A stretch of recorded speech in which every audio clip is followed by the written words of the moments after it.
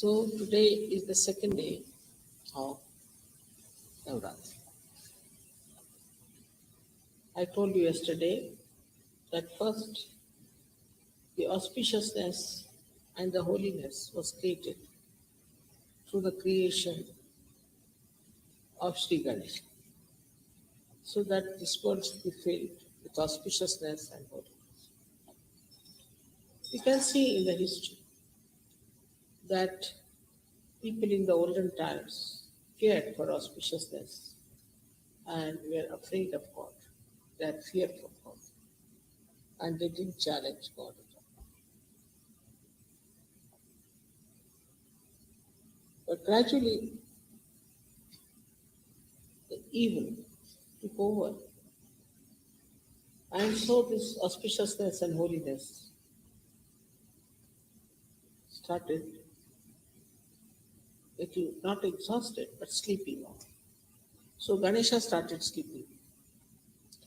And as Ganesha sleeps, the people are not afraid of God.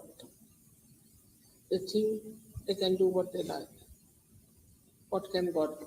After all, we don't see. They also have no gratitude for what God has done for them. They have no gratitude about the blessings of this universe that it was created, or the beauty that God gave. Because they are ignorant, and in ignorance they forget everything.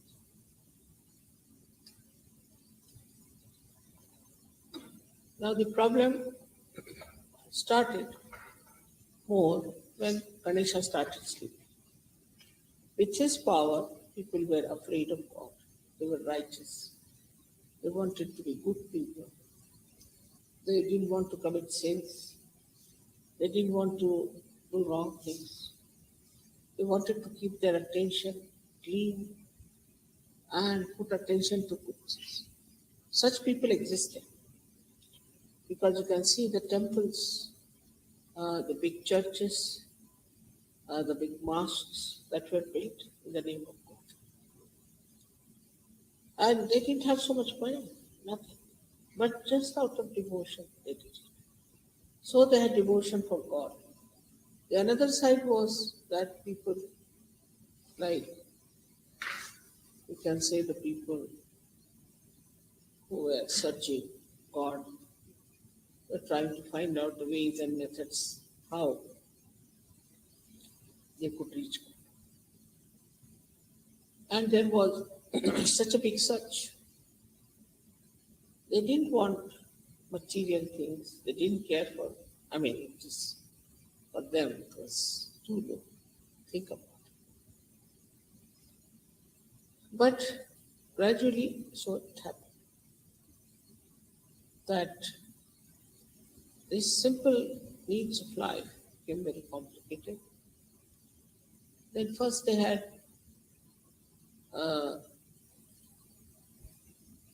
started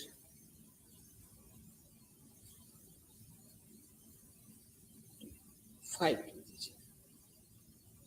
And then when they fight with each other, it was out of selfishness, it was all kind of uncollective temperament that they developed.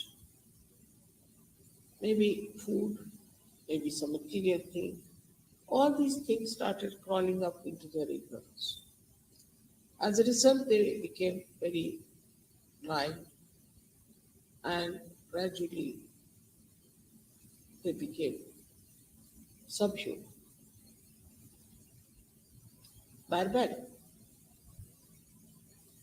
So the second phase started where just after the vegetation and everything was created, the fire of the Mother Earth started coming up as an anger for these animals that they grew up. Also were very, very dangerous time and were troublesome. who were in the evolutionary process were very big sized things, but not intelligent, extremely cruel and big sized animals. All these evolutionary process started. But before that, only the Mother Earth's fire started burning the stone inside. Because as I told you first, it was taken nearer the sun, this Mother Earth, and then towards the moon. So that the upper crust, though it had become cooled down and it had formed ice and then it melted away into water. Still the inside the ocean, the Mother Earth was very hot. And that heat started coming out. And when this heat started coming out, it burnt many trees and many stones. With that burning, carbon was formed. Now, this carbon started absorbing all the gases that were outside and purifying the atmosphere quite a lot. Plus, this carbon is the basis of our organic chemistry. So first the inorganic chemistry was there in the sense chemicals were produced, and then with the carbon started the organic chemistry, and that's the beginning of life, we should say, because then nitrogen it started absorbing, and they formed amino acids. These amino acids are the basis of life. So that is how the life started. But the first life grew in the water. And you know the whole evolutionary process, how it took place. The second center, Sadhisthana, which had created all the universes and all that, all around, in the Mother Earth, there was water. And on that surface of Mother Earth, life started growing. Then the evolutionary process took place in this Bhavasa. Till we come to the human stage, as I told you, there were animals first who came up in the evolutionary process. They grew up and they grew very big, then they had to become small, then they became very cunning. All kinds of things happen in the evolutionary process, left and right and left. Ultimately, a human being was created. He too was in the image, not of God at that time, but in the image of an animal. Because the animal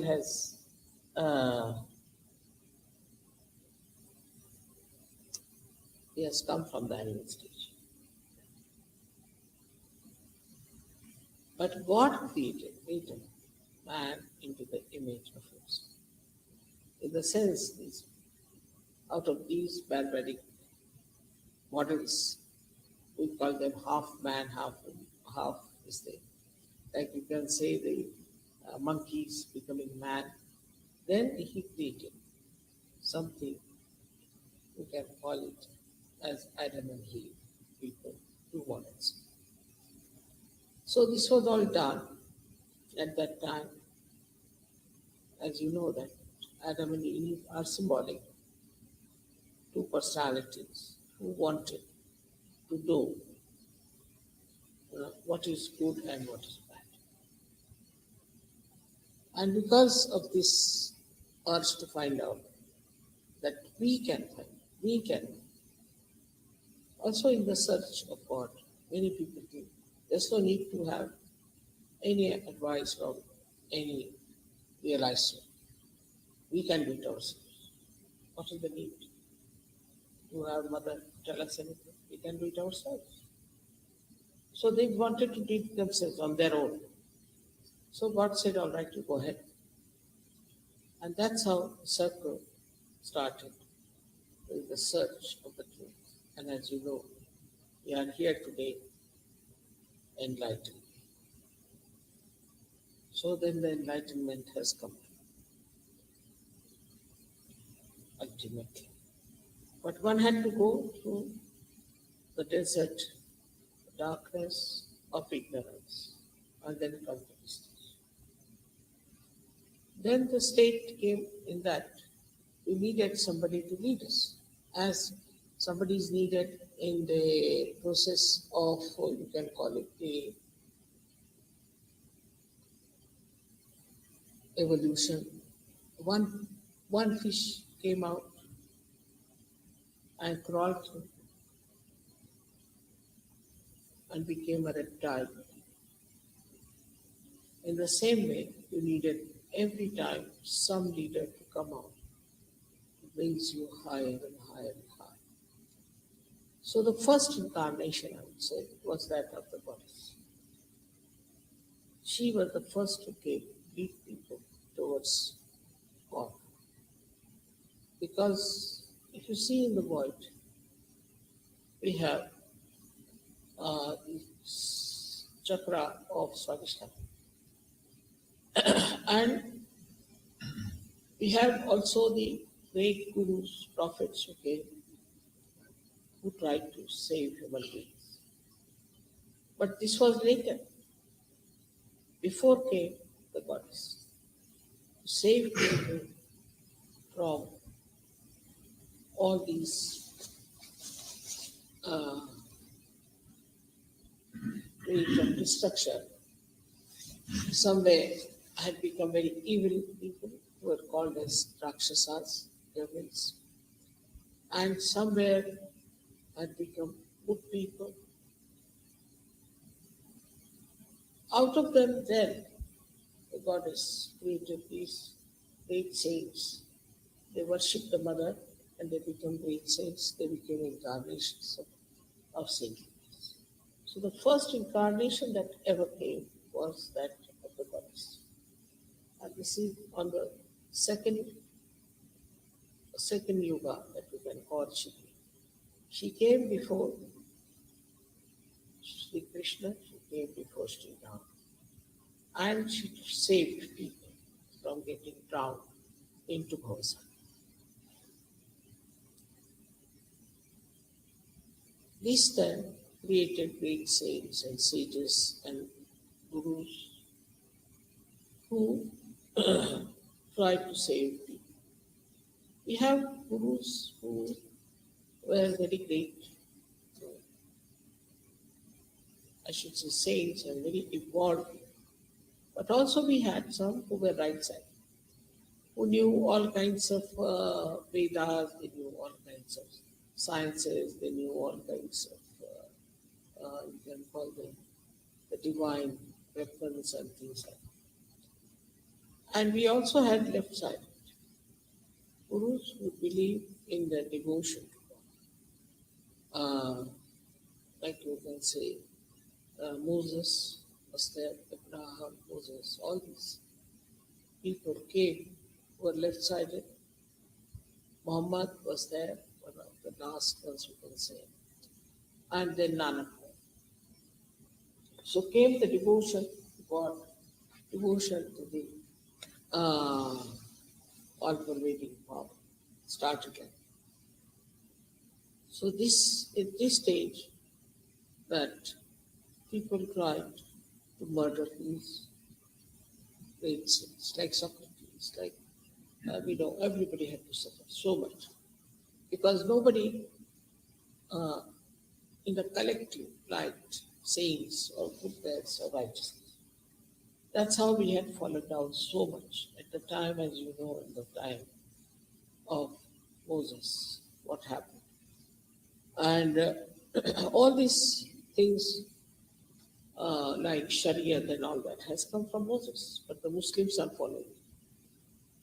And at that time it was such a bad decadent society that they had to use these methods of very strong punishment or banishment going on, so that people were afraid not to do anything that is sinful or that is. But now they are taken up by The Muslims. The Muslims are using that picture. They have no right. They are no saints. They are not gurus, nothing. And they cannot use this. But they started using it. But if you see our society, some of our Western societies have really become very decadent and are going down. So now it is for us who are enlightened people to awaken us to reality. They can face up to see that where are they? In the name of pleasures, enjoyment, indulgences, how they are destroying themselves. We have to talk to them, we have to tell them, we have to awaken them, and that's why now we are going to protest also in Paris. The basic thing we have to understand that we have a very, very big responsibility.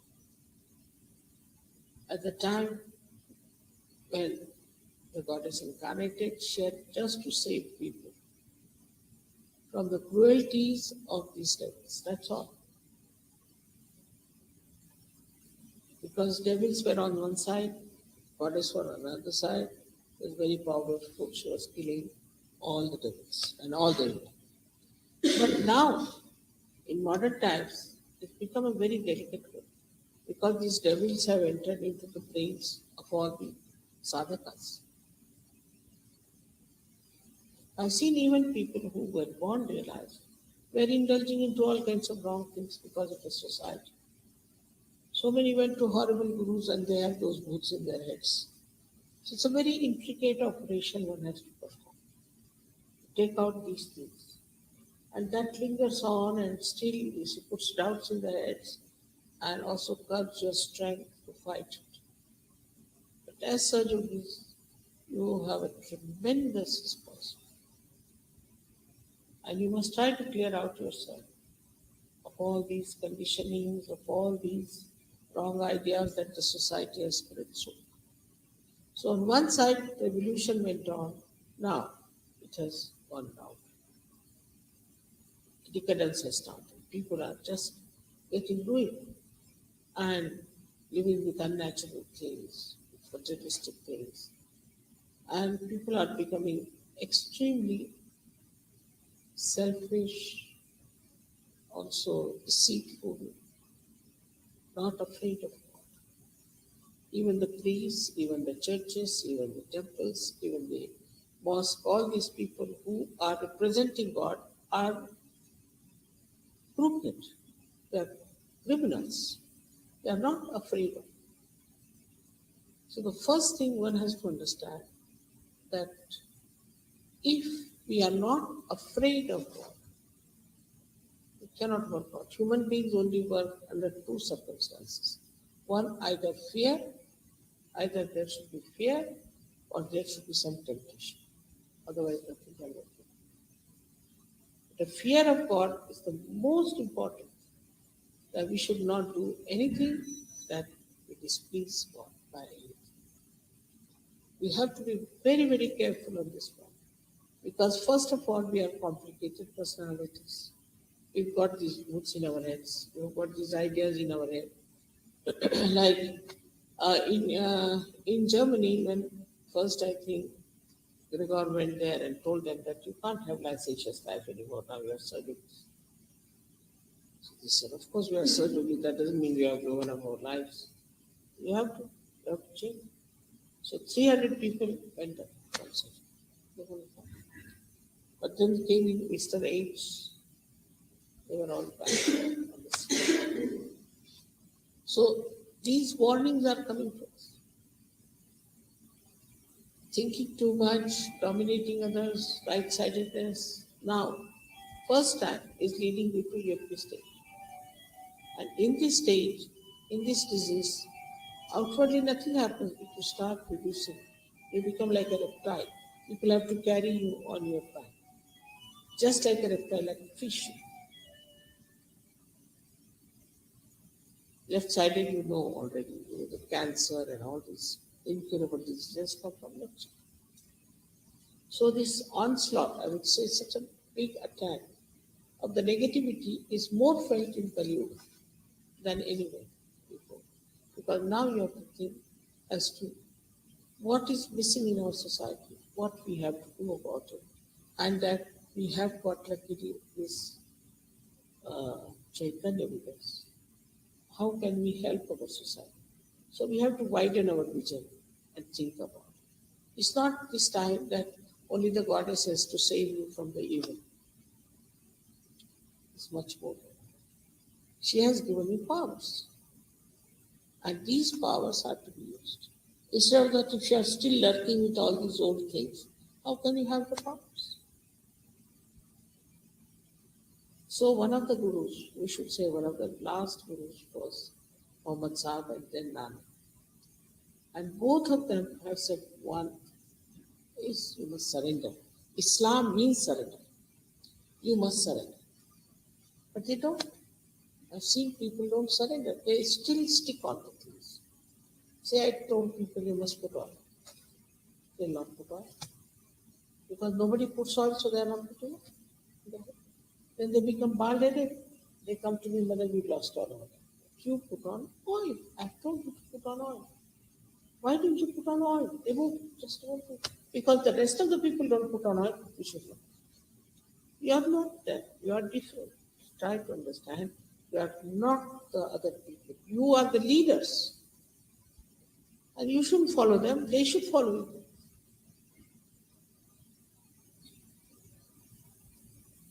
Instead of that, you are following all the general opinion of the people and you want to live like that.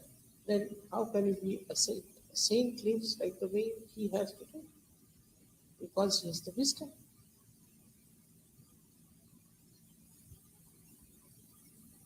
And that is what you have to understand, that all these ideas have gone into your head and it's a very delicate operation for you. Even to tell you something, if I tell something to the ladies, they'll start crying.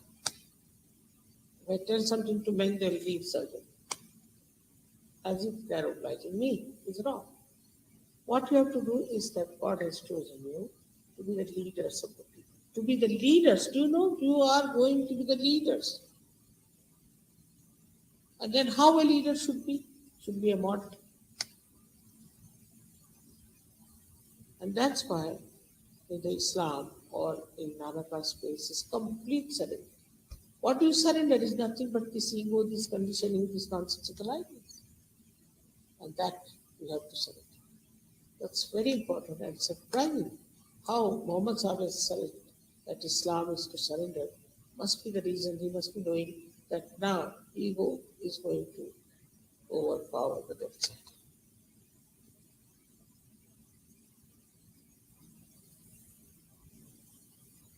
We are not ordinary people. How many people know how to raise Kundalini? But still I see people do not know on the field where are the chakras are there. Simple things they don't know. I don't know what time, where they spend their time, what do they talk. The other day I asked these Indian girls, what are the stones that are for all this? They didn't know. I'm surprised. None of them knew. They're Indians. I mean, I thought they should know all that. It's all there. But they don't know. I don't know what they morning till evening they're talking. What do they talk? Should find out. It's all I've said it. It's all in the this thing, what you call this, on the tape, finished. This knowledge should be in your brain and the vibration should be in your hearts. So Navaratri is a big preparation. We have to know that the knowledge of Sahajya has to come into us. Otherwise, why will people think that you are saints? Nobody is going to believe you that you are saints in your behavior, in your knowledge, in your dealings with others. Everything a Sahajya should be something outstanding. When I said you all have to become your own masters, then they use it the other way around. They tell the leader, now we have become our own masters. It's not the way. So first thing is wisdom. Wisdom to understand that we are certain. Assume the power. Sometimes I feel as if a beggar is made a king, suppose. Still he doesn't assume his position. Anybody coming, he says, can you give me one penny? Though he's a king. Something like that. Now you have become the leaders of the world, all over the world. And this is something to be assumed and felt. It's not ego, it's reality. Because once you know that it is reality, you immediately change yourself. Immediately you will think that, now what are we doing? How much do we know? We have the leaders, the responsibility is ours. If that is understood, you'll be surprised that nothing is needed to work out your cleansing. Just automatically it will work. That's my blessings. Absolutely. But you must feel that I have to be all right. You have to feel. The situation becomes helpless for me sometimes. If I tell something to somebody, they start crying. Or they run away from surgery. So what am I to do? Should I leave you at the same stage as it is? Now to save you from evil is not the same as to fight Mahishasura or Narakasura, not that. Because Narakasura has also gone to your head and Mahishasura has also gone to your head. So the only thing one has to do is to understand there is this one in me. I'll ask that to get out. Once you work it out that way, you are doing Navaratri itself. You have got powers, you have knowledge, you know, you can feel it. Just take out all these conditions. We are something different. We are not ordinary people.